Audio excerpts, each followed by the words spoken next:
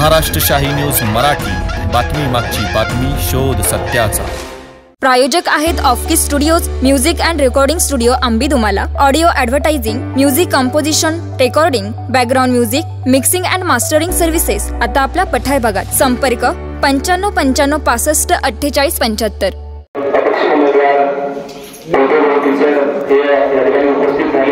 आणि आपण जमलेल्या सर्व मतदार बंधू आणि भगिनींचं प्रथमतः स्वागत करतो। या मुळाखोऱ्यामध्ये प्रथमतः पाणी आणण्याचं काम ज्यांनी केलं, पूर्ण मुळा बारमाई केली, प्रवरा बारमाई केली, आगळा बारमाई केली आणि संपूर्ण परिसर हिरवागार करून अक्षरशः या डोंगर दऱ्यामध्ये ज्या ठिकाणी इकडे पीक निघत नव्हतं, हरभरा याच्यावर पीक निघत नव्हतं, अतिशय सुजलाम सुफलाम असा नदीच्या किनाऱ्याचा भाग ज्यांनी केला, पूर्ण डाळिंब म्हणता येणार नाही, सर्व फळबागा ऊस दिसतो या ठिकाणी। हा सगळा रघुभाऊ किंवा पिचल साहेबांच्या गावातला हा सगळा विकास आहे। आणि आज या ठिकाणी बहुतेक येऊन विकासाच्या चर्चा करतात, विकास करतात। आपण बघतोय की ज्या काळात या ठिकाणी पत्र्याची घरे होती, त्या काळात पिचल साहेबांनी स्लॅबचे सभामंडप केले। हा सभामंडप बघतोय आपण, हा पिचल साहेबांचा आहे। आणि आज लोक स्लॅबचे घर बांधायला लागले आणि आपले आमदार पत्र्याचे शेड उभे करायला लागले। म्हणजे खऱ्या अर्थाने विकास चाललाय पण त्या मार्गाने। आणि 2500 कोटीचा विकास दिसतोय कुठेतरी 2-3 किलोमीटरचा रस्ता सोडून मला एक पूर्ण रस्ता गुळगुळीत दाखवायचा आणि आम्ही भावना सांगू भावनिकरी करायची नाही। गुळगुळीत रस्ता दाखवा, एखादा पठारातला रस्ता दाखवा आम्हाला, तो ग्रामीण भागाकडे जाणारा रस्ता गुळगुळीत दाखवा, त्यांना अपघात नाही भुगतत नाही असा रस्ता दाखवा, तर 2500 कोटीचा विकास केला पाहिजे। म्हणून अशा परिस्थितीमध्ये आपण उमेदवार म्हणून कोणाला निवडून द्यायचं, तर या आपल्या जुन्या जाणत्या माणसाला ज्यांना विधानसभेचा पूर्ण अभ्यास आहे, पूर्ण खात्री आहे, आपण काम करू शकतो, नवीन उमेदवार द्यायचा।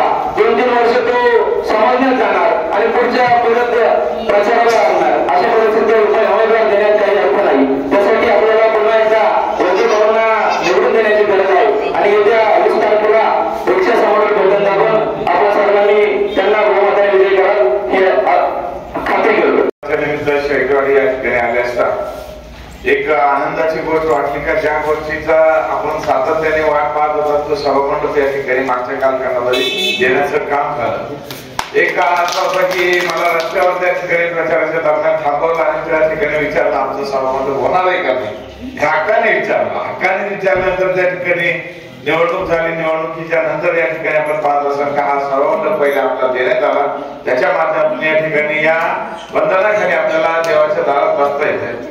हे देत असताना निश्चितपणाने एक सर्वात महत्वाचं देत माननीय वंदनीय पिचल साहेबांच्या माध्यमातून या ठिकाणी ही जी काही महानदी बांधण्याचं काम झालं आणि या महानदीच्या माध्यमातून या ठिकाणी गोरगरीब माणसांच्या शेतामध्ये पाणी गेलं आणि पाण्याच्या माध्यमातून खऱ्या अर्थाने संसार फुललेले आपल्याला पाहायला मिळतात।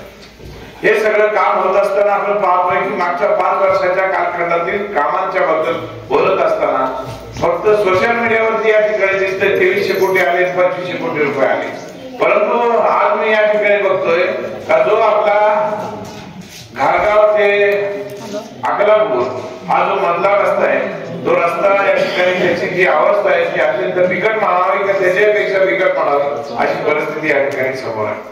कारण एकच गोष्ट आहे की या अगोदर देखील मी आपल्याला सांगू इच्छितो का आपण ज्यावेळेस वंदनीय पिचल साहेबांनी या घारगाव गावामध्ये मुलांचे आदिवासी मुलांचे वसतिगृह त्या ठिकाणी दिला आणि त्यावेळेस आपल्या सर्वांची मागणी होती का शेळकेवाडी मार्गे या ठिकाणी हा मधला रस्ता त्या ठिकाणी अकलापूर पर्यंत गेला पाहिजे, या दृष्टिकोनातून त्याची मागणी केली। आणि पहिला ग्रामीण या ठिकाणी आपण पाहत असाल का पहिला जो काही टप्पा होता तो टप्पा या ठिकाणी मुख्यमंत्रीने पंतप्रधान ग्राम सडक योजनेअंतर्गत त्या ठिकाणी पहिला सुरुवात केली आणि ती सुरुवात केल्यानंतर मधले 2 टप्पे, मधला पूल, या सगळ्या गोष्टी आहेत ते देण्याचं काम खऱ्या अर्थाने साहेबांच्या माध्यमातून इथून मागचे काम आहेत ते आवर्जून या निमित्ताने सांगता येतील।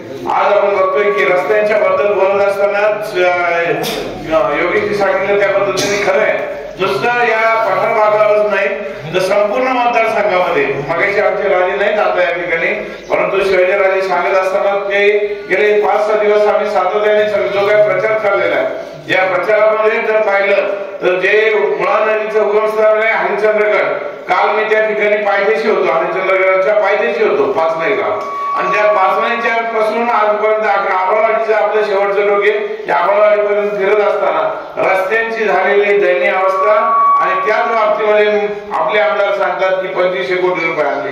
कुठेतरी फक्त सोशल मीडियावरती हिरोगिरी चमकोगिरी करायचं काम त्यांच्या या माध्यमातून चालू आहे. उद्याच्या या निवडणुकीला सामोरं जात असताना आपल्या सर्वांना या ठिकाणी एवढीच विनंती आहे, जे खऱ्या अर्थाने आपण मतदानाला जात असताना एकच विचार करा का यदा कदाचित हे पाणी साठलं नसतं आणि ही मुळा नदी बारमाही झाली नसती तर आपलं आज काय परिस्थिती असती ही थोडक्यात आठवा. आणि मग या ठिकाणी मतदानाला जात असताना त्या ठिकाणी विचार करा का आज या ठिकाणी पाण्याच्या संदर्भामध्ये एकीकडे हे सगळं काम झालेलं आपल्याला दिसतंय, आणि झालेलं काम खऱ्या अर्थाने लाख मोलाचं काम, ज्याच्यामुळे संसार आपली या ठिकाणी फुलले. प्रत्येकाच्या मुलाबाळांचं लग्न कार्य असेल, मुलाबाळांचं शिक्षण असेल, व्यवसाय असेल, हे खऱ्या अर्थाने आपल्याला फुलताना या ठिकाणी दिसतात. आणि हे काम मागच्या 40 वर्षांमध्ये खऱ्या अर्थाने झालेली कामाची पावती ही आपल्या जनतेकडून सातत्याने गेले 40 वर्ष या ठिकाणी भेटत राहिलेली आहे.